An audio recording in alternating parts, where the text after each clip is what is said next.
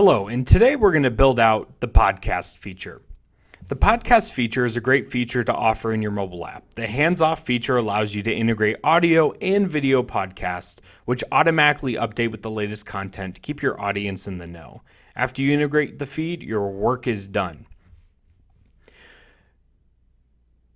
The podcast feature is really great for the following industries: radio, church and temple, any organized religion that wants to either do a video or recording of their sermons, as well as public figures. I would also think that like DJs and musicians would also be kind of right up there in terms of industries that would be really good.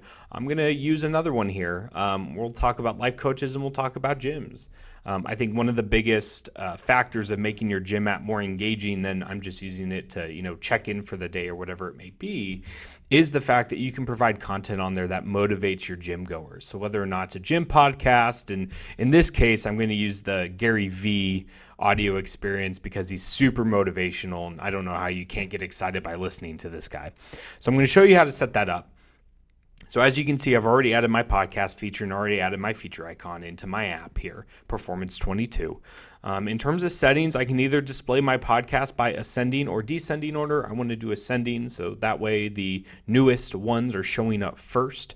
And now it's going to ask me for a podcast URL. I can either put the RSS URL or the video RSS URL in there. So how do we get that? So first and foremost, I got to find the podcast, right?